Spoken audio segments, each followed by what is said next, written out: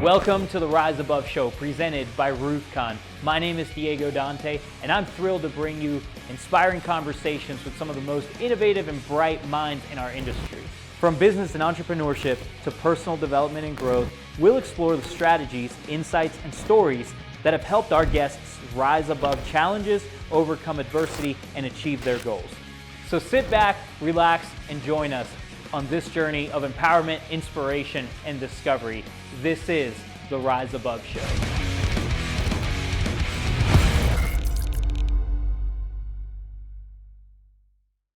Welcome to the Rise Above Show, presented by RoofCON. My name is Diego Dante. I am here with my friend Michael Stearns. How you doing, man? I'm doing well, Diego. Thanks for having me today. Thanks for being on the show. We were doing take two, had some minor issues going on, but man, we roll with the punches. So, man, it's good to see you. We were talking earlier about how we were the RoofCON welcome party. You know, we threw the main event for RoofCON, man, and had a great time hanging out with you there. I don't think we'd actually. This is actually the third. We got to hang out at with Tim One Industry, One Model. Then we got to hang out at RoofCON, and now we get to hang out on my podcast, and then we'll get to hang out on your podcast. So I'm excited about that. So I guess to start off, tell us a little bit about what's going on in the world of Michael. Oh shit! I mean, how much time do you got? I don't want to bore the audience. Just adding a page to the book every day, trying to be better each day. That's my elevator pitch. That's awesome, man.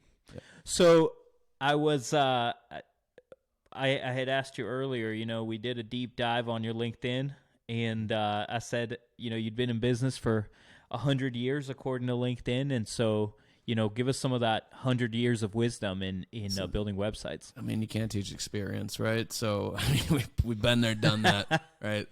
No. That's funny, I appreciate you doing your research, Diego. I was trying to dig up some dirt, but that was the only dirt I could find. Was just that you didn't find my mugshot. Experience. I didn't find any mugshots. I guess I didn't do a lot of deep searching. It was all a misunderstanding, I swear.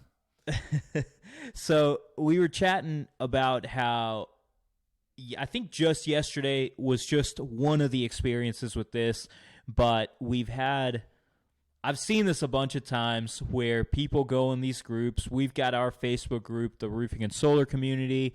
There's a lot of other great Facebook groups out there, and people ask, like who are you getting to build your website or whatever? And there was one yesterday, and a bunch of people just went in there tagging you, right? And so you've obviously got a great community that you're building. And my question to start out is, what makes a great website? Having a son build it.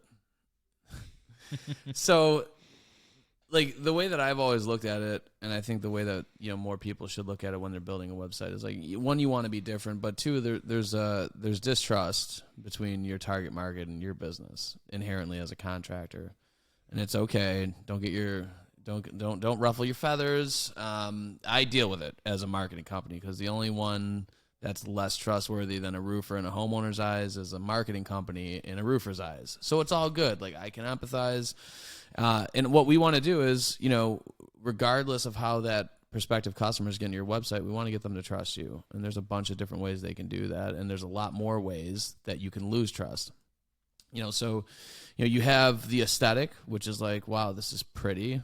Think about if you walk into somebody's like custom kitchen, you're like, holy fuck. Like, those countertops are beautiful. Look at that custom backsplash. Are those Viking appliances? Marble? You went with marble floors? Okay. That's amazing, right? Versus just like peel and stick on the floors and Formica countertops. Not that there's anything wrong with that. It's just like a next level of like a wow factor. So wow them a little bit. The functionality of it, like how quickly does it load? Is it optimized? Is it informational? Like, is it a resource for the people that are coming to it? Can they learn more about what they searched? That's important. To some people might just come and call. Some people might want to read. We've got people that read blogs for 6 minutes and then call. Like, that's a really good experience. And trust. Be different, be trustworthy. How do we do that? Putting badges, accreditations that you have, things that you guys have accomplished, and kind of promoting that is one way to do that. So I would say those are the main things that I would consider are important when building a website. Oh yeah, and whatever phone number you have listed on there, make sure it works and make sure you answer it. You'd think that would be common sense, but I've called so many people before where there was one where I was looking for, I believe it was a dry cleaner, and I went on, was typing some, was looking for some on Google, and I called the number, and they answered, and the lady was like, "Hey, this is Betty," and I was like, "Hey, Betty, do you guys do dry cleaning?" And she said, "Oh, yes, yeah, we do that," and yes, so having a solid phone number, having a solid, even just when you answer, you build trust just by saying, "Hey, this is Diego Roofing," you know what I mean? And just making sure that people, like, that just builds trust in that sense as well. Yeah. Yeah. And think how quickly you lose somebody. Well, like I've been doing this a long time, and I've listened to calls in the past, and it's like, "Hello." It's like, I'm not fucking buying from you. I'm going to hang up the phone. If I'm calling your business and somebody answers phone, "Hello," and it sounds like they just got off a 3-day bender, no chance I'm going to spend any money with you. So let's pretend that I'm a one-man contractor, just a one-man company. I've had a really good year, and let's say I did $1 million last year by myself, first year in business, but I want to start scaling, and I want to start implementing a marketing plan. What do I do now? How do I start to develop a marketing plan? Let's say for 2023, what are the first steps? Yeah, it depends on, what that scaling looks like. One thing that you have to understand when you're going from like a one-man operation into growing into 2-3 people, having in-house staff and not just dealing with like your sub crews and things like that, in most instances, like, you're never going to be as profitable as you are when you're that one-man band, right? You're wearing 7 different hats, and you're cutting out a lot of overhead as a result of that. You're not paying for leads. You're likely doing it mostly through some sort of referral, word of mouth, right? That honey badger mentality, right? So when you start adding things like advertising costs or an admin or a project manager, like, all these things are going to eat into how profitable your company is. I think that's important for people to understand when they take that next jump. As far as a marketing plan is concerned, I mean, there's a lot of ways to skin the cat, right? There's not one right or wrong way. It really depends on your ambitions. Are you trying to go from 1 to 4? 1 to 2. So this is a good point. So let's say, for example, let's say I did $1 million last year. I want to scale to doing, let's say I want to go to 2.5 million next year, and I've done all door knocking up until now, and I realize that's that I want to start building out a team, but I also want to start getting some leads and all that stuff. So I'm going to give you some perspective there. Yeah. So, I guess that it also depends, like, what assets you have in place right now. Like, do you have a website? Have you been working on the website? Have you been creating content? Are you in local Facebook groups? A lot of these things are situational, and, so like our process is at Ascend. If you reach out to Mike Stearns, you're like, "Hey man, I heard great things. I want to work with you." Okay, fantastic. So we do an intro call, and then I charge a consult fee where I sit with you for 3 hours, approximately. Sometimes 2, sometimes 3.5. But like, these are the things where like context is super important to really drill into. What do you have going on right now, and how have you managed that $1 million, Diego? Is it a fucking dumpster fire, right? Where your quality of life sucks because you don't have systems and processes, and you're just hanging on by the seat of your pants, and you got to $1 million and you're profitable, but it hasn't been great because there's no structure to it. And the thing about scaling is when you have those issues, they're going to be magnified significantly as you start to they will undoubtedly compound as you grow, right? And the more you grow and the more that you avoid addressing those issues, the worse it's going to be for you, for everyone within your company, and ultimately, most importantly, for your customers, right? Because if you're operating under conditions of chaos, like that's going to eventually show, whether it's during the production, whether it's during the scheduling, whether it's, post-production when there's an issue, which, there's always issues at some point. Not always issues, but you're never going to run a company that's doing $3 million where there's not going to be some sort of issue at some point, right? Yeah.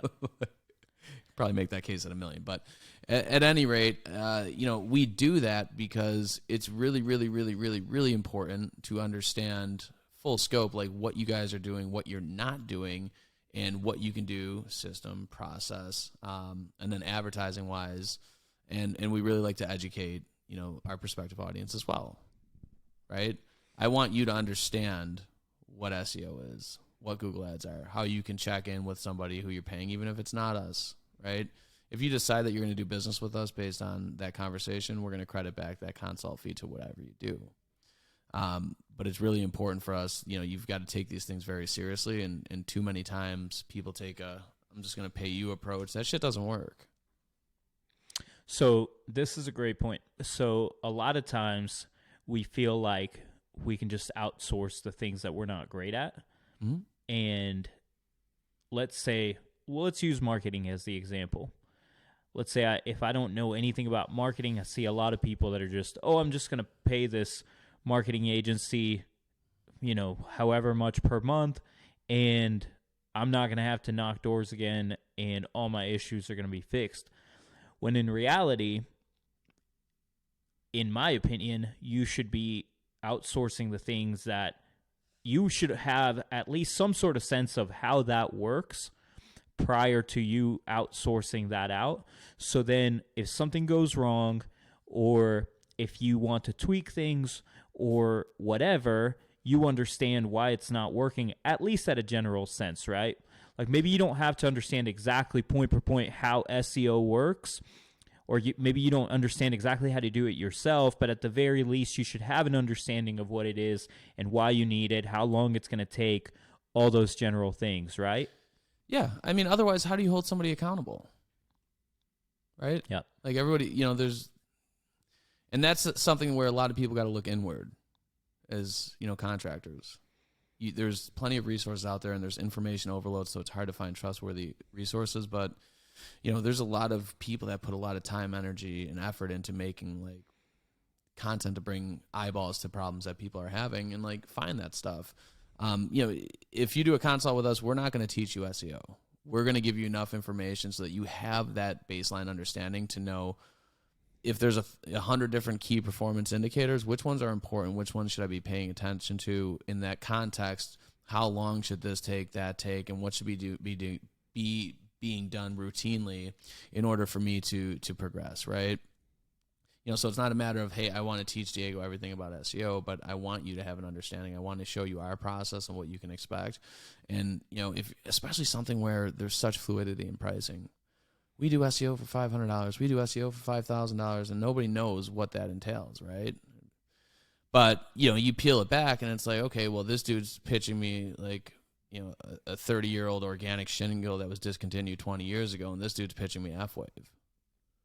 Like, there's a market difference between those two things, but if you don't know anything about SEO, it would be hard to make that distinction. So we're big on like education. So what could be done if a lot of times when you start, and maybe you guys already do something like this, but the way I've gone about it was, we started trying to, so I guess some background. I was running a roofing company prior to coming back to working at RoofCON, and we started, we had a new website built, we were working on our SEO, but we realized, hey, we probably got to start working on some of these other things that are going to pay out a little quicker in the meantime so that we can backfill until we start to see some results from this. So what are some of the things that can be done that can bring short-term results while you're building out some of those long-term systems and processes? Yeah, it's a really good question. And, from an internet marketing perspective, it's local services. That should be the first thing you do is apply for local services. It could be great. Dude, those it are could incredible. I yeah. love And Google local service ads. It's incredible. It really is. It's a pay per lead. If you don't know, it's a pay per lead platform. You pay if you get a lead, and the leads are vastly below market value, is commensurate with the quality that you're getting. They're usually pretty good. You'll get some spam, but you can also dispute them. And it's not like disputing with Home Advisor. It's a bit different, a little bit easier. You just really click dispute, and they let you know their ruling, whatever. But I would definitely encourage you to do that. And like worst case scenario, you might not get calls. You might be positioned 6th once you set up your profile and you set up your bid structure. And at the end of the day, you'll get less calls because of it. But if you happen to be placed in the top few, which usually in the first month or two that you apply and you get approved, there's usually a honeymoon period where they'll put you at the top. You'll start getting leads. And if you do, it's going to be a really good experience. Here's the thing. If you don't, there's still benefit. There's secondary benefit to Google Local Services. So we get back to the trust and the credibility. This should be implemented into any type of print material you're doing. If you're doing door hangers, yard signs, like flaunt that badge that you're Google guaranteed and make it part of your sales process. Understand who's Google guaranteed in your market. If you do a search roofers near me, there will be a carousel at the top and it'll have green check marks. And you can see who's Google guaranteed and talk about, you don't have to talk about them directly or discredit anyone, but by tactfully talking about that and educating a consumer what Google guaranteed is and the fact that that's a vote of confidence for your company by Google, that carries a lot of weight, right? Because the only reason people pick the first couple things they see on Google and why I have a business is because they trust Google's recommendation, right? So if you go in there and say, look, Google trusts us, they endorse us in the sense that we did a background check, they verified our licenses and insurances. I would hope at some point in your pitch you're talking about the value of being licensed and insured. And they guarantee our work up to $2,000, X, Y, and Z. That's really powerful, and the vast majority of people never talk about it. No, it's huge. RoofCon's amazing. Getting to see all the speakers like Nick and Eric and especially Tim Tebow. Very exciting and eye-opening. Amazing speakers and great knowledge. Keep it up. First RoofCon, been following Hunter and the Revolt Clan for quite some time, and it's definitely been a lot more than what we expected. This event is getting better and better. So if you're going to go to one roofing conference, make sure that it's RoofCon. RoofCon 2023 returns to Orlando, Florida, November 9th through the 11th. Get your tickets at roofcon.com. So a lot of people set really aggressive goals. For example, they'll say, hey, I want to grow 100% this year. And it's totally cool. You could do it. But where do people fall short in executing those goals when they set those really aggressive goals? I think you said it. I think it's usually going to be in the execution. The devil's in the details, right? So you've got to have a plan. And I'll say this.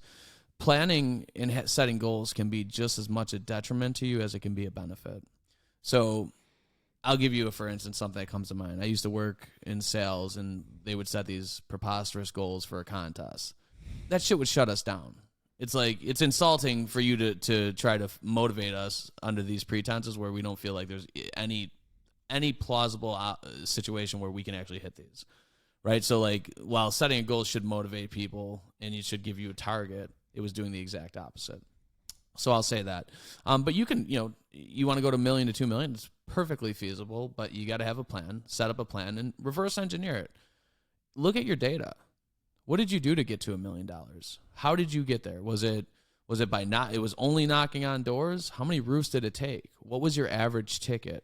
What did you guys make, right? What was that net profit number that you took back from the business? Because, you can do $5 million in business and be less profitable than the guy that's doing $1 million. It's oh, great, I did $5 million. Who gives a fuck? The dude that has way less headaches made more money than you? I'd rather be him, right? Mm-hmm. So I would say operate from a place of, okay, understand where you want to be, understand how you got where you are now. Keep in mind that margin, that profitability, because that's super important.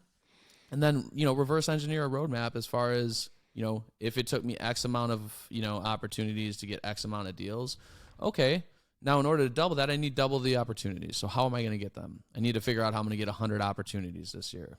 Okay, that's an extra 8 to 9 a month. What do I got to do? Yeah, that's huge. I've started, I would say really recently, I've started almost just not having revenue goals, and my goals are just, not that I don't have them, like I have them as part of my overall strategy, but I have my profit goal as my main goal. This is what I need to do in profit this year. That is my number one goal. The revenue is just a strategy of how to get there. Yeah. Let me ask you another question. At what point does it make sense to bring on a marketing manager in-house?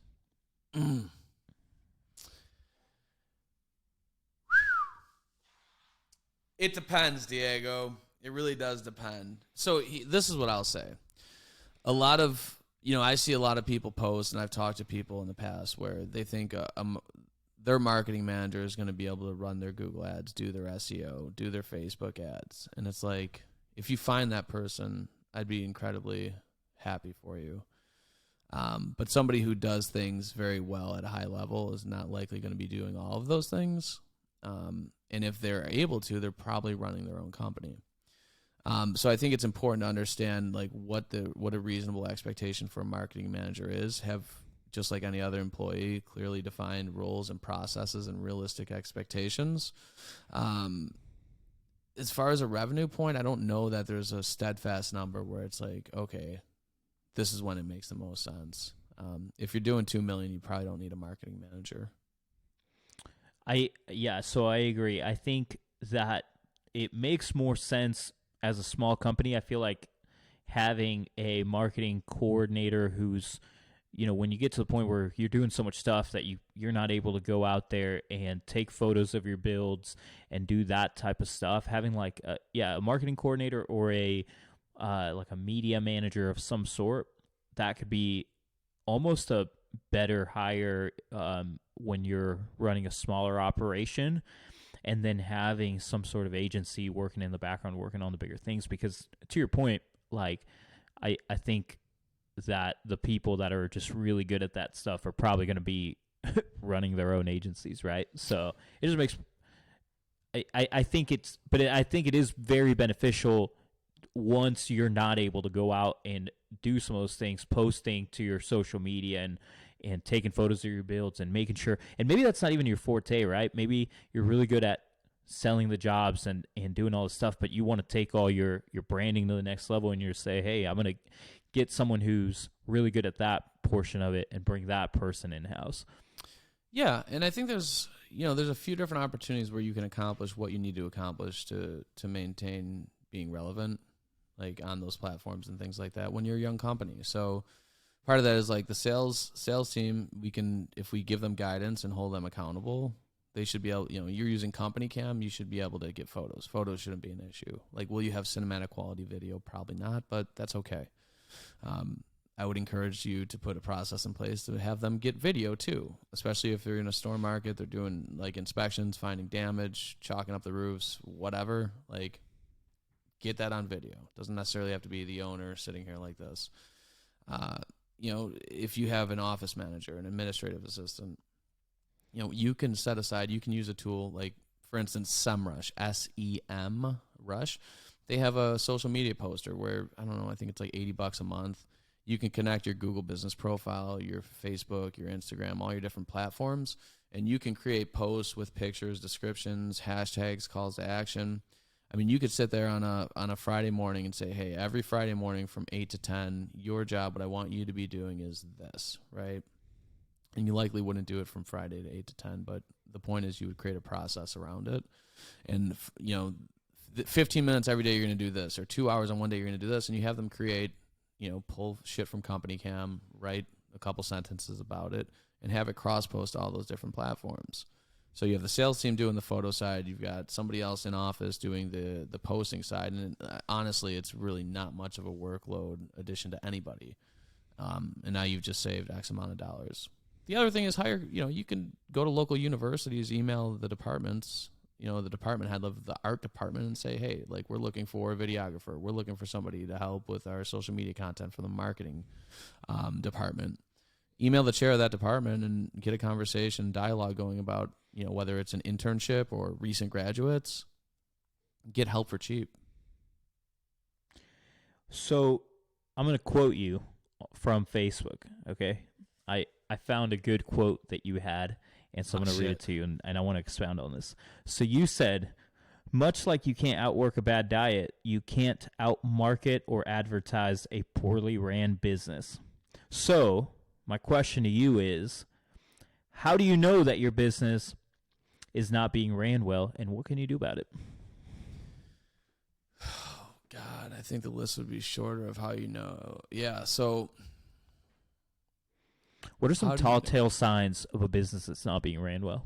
I mean, you could look at your profitability, right? You can look at the sentiment of your employees, the culture. You can look at your Google reviews or your Facebook reviews, or the activities inside and outside of the business. I think that there's a lot of different ways. I mean, you could go into your CRM and see, the percentage of opportunities that leads that call in versus appointments being set. That can be indicative of what's the experience when they're calling in, or it could be like your marketing company is getting you not great opportunities, right? So that's less of a direct causal.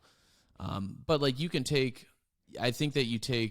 look at each one of these different facets of your business and then paint a picture to yourself and be honest and are we doing well in this regard, right? Are we selling the jobs on par with the margin that we need, right? Or are we going below to get the job and we're selling it and being less profitable? I think those would be the main ways that I would look at it, honestly. Everything, and I'm going to, everything ultimately falls on your leadership skills, in my point of view, right? So if you can develop as a leader, you can change the culture, you can change your profitability, you can change your systems and processes. But that should be your starting point, right? So if I would always recommend that someone starts at, how do I develop as a leader? And the thing is, you can read all the books, you can do all the things, but ultimately it just comes down to experience of leading a team and just doing the things over and over and over again, right? And ultimately, that's how you make changes in your organization. If you're having culture change, if you're having culture issues, if you're having issues with your profitability, if you're having changes with all that, work on developing as a leader and realizing that the better you become as a leader, the better that your systems and processes are going to be, the better your culture is going to be, the better that everything else is going to start falling into place as you start developing as a leader. That's a fact. And I guess I would sum it up in saying be aware. Being aware of yourself, who you are, who you aren't, who you want to be, and how you want to get there. Being aware of what's going on within your business, around your business. I mean, you said it, right? You could read all the books. I remember vividly, I was preparing for getting my permit, and I was reading the book about how to drive. And I'm like, okay, I know all these things, but now I get in the car and it's I hit the brake too hard, right? You understand that you have to push the brake, but you don't know how sensitive the brake's going to be in this make and model, right? So there's that experience that you're going to get, that practical experience of driving that car to understand, hey, in this car, if I push this gas pedal down too hard, you get a feel for it, right? And I think leadership or anything else is kind of the same thing when you're talking about a situation where you've got to learn from being in it. I'm trying to learn as a leader every day and be better. I've got a long way to go. Just ask my team. They'll tell you. But you do your best. You do your best. You be aware, and you try to evolve as the days go on to make yourself, your company, your employees, and everything around you the best that it can be. And that'll never stop, right? That's a process that goes on in perpetuity. So, well, I've got a series of rapid fire questions. So anyone who's watched the show in the past know that we had a series of rapid fire questions, but I've changed them for season 2. So we've got some new questions, and I'm excited to roll these out. So some of them are similar, but we do have some new ones, okay? So my first question to you, Michael, is what were the obstacles that you had to rise above from to get to the point that you're at in your business? Oh, fuck. So from the inception of Ascend to now, are you saying, or just in general? Just in general, like it could be, if you've had multiple businesses in the past, what are big obstacles that you've had to overcome? So this is that led you to this point. So this is rapid fire. So like 10 years ago, approximately, I was addicted to drugs, in a really bad spot. So overcame that. Then alcohol, overcame that. From the business side, what's interesting about that, my biggest challenge, I think to date, was I couldn't get like a legitimate merchant account because I didn't have a business, right? I started my business, and then it was like day one, and everyone wanted, it was one of those things where it's like, you got to have 10 years of experience and be 22 or under to get this job. They were like, you need 6 months of bank statements or 3 months of bank statements. I'm in a new business. So I was using like Square, and they're running payments, and because they're remote, I'm trying to run a credit card in Illinois from New York for $6,000, $2,000, whatever, and it's like it gets raised as flagged as fraud, right? So it's very, I put myself in a roofer's shoes, and it's like, fuck, I don't trust marketing companies to begin with. I'm decided to do business with Mike, and yeah, my bank said it might be fraud. Click. So that took like 2.5 months to work out, and we had some money held up in one of those merchant accounts. It was. Yeah, it wasn't getting the business; it was actually getting the money. Dang. So, my next question is: what is the last book that you've read? The last book that I read, Rich Dad, Poor Dad. Okay, yeah, that's a good one. We keep that on. I keep that on repeat at my house. We'll say that. That's like a once every 6 months book right now. So yeah, I should probably read another book soon here, honestly. That was about 5 months ago. So hey, it's all good. It's all good, man. So I used to ask, what's a book that changed your life? But then it just started. I feel like if I start asking what was the last book you read, then it's like, what are some of the other things you're into? And it's not just. Mm-hmm. So, if you were to sell your company today for $1 billion, what would you be doing tomorrow?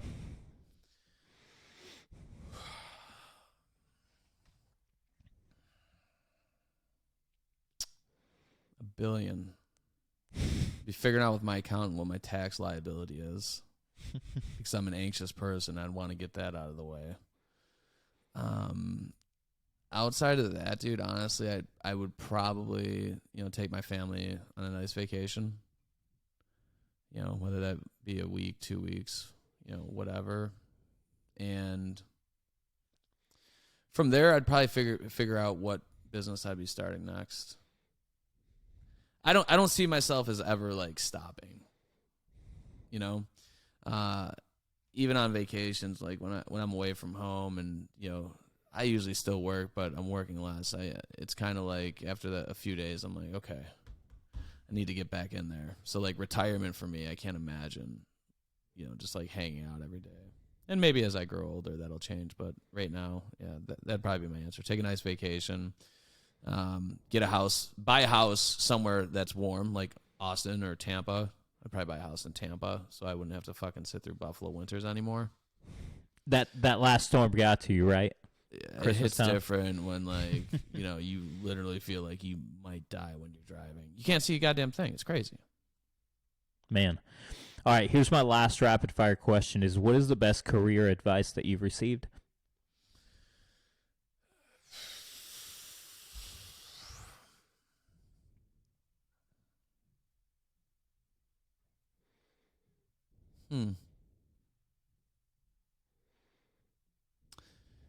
Yeah, I don't know that. In fact, I know that's not specific to career advice. But one thing I'll say is, keeping in mind that you can't expect yourself out of other people. I think if you do that, you're destined to have a lot of failed relationships, both personally and in business. And like, listen, dude, I sit here and tell you this, and I lose sight of it. Right, and get pissed off about things. Like, why would this person do this, or why wouldn't this person? How can in this situation? But we're all different, right? We all think different. We all act different. We all react differently. And you know what? that diversity makes the world a fucking amazing place. So, yeah, don't take shit too seriously, and try to understand that not everyone's you. And yeah, I think remind yourself of that frequently. That's awesome, man. Well, I appreciate you hopping on the show today. Let me end with this. My last question is, if someone wants to connect with you, where do they go? Slide in the DMs. You know, Michael Stearns on Facebook. You know, Ascend Digital Agency on Facebook. We've got Instagram. We've got TikTok. Go subscribe to our YouTube channel. We have some really intelligent people, not myself, that give you guys advice and share their experiences, insights, and things that challenges they've faced in the past in running their business. So that's incredibly valuable. And then I do some monologue style stuff as well, as far as things that I've seen that'll help you out. So that's at Ascend Digital Agency, I believe. We just changed the URL for it, so just go to YouTube and type in Ascend Digital Agency. You'll see me. I'm in a spacesuit, ripping it open to the Ascend shirt. It's all good. You'll love it. I promise. I love it. Yeah. Well, thank you for coming on the show, and for anyone that's tuned in, we really appreciate it. Thank you for watching. One thing I'll ask for you to do is to go on Facebook and to search the Roofing and Solar Community and to join our community on Facebook. And we'd love to see everyone at RoofCON as well, November 9th through the 11th, 2023, at the Orange County Convention Center in Orlando, Florida. It's going to be an awesome time. I can't wait to start announcing some of the awesome speakers that we have. And yeah, it's going to be a great time. So thank you for tuning in, and we'll see you next time on the next episode of the Rise Above Show, presented by RoofCON. Peace. See you.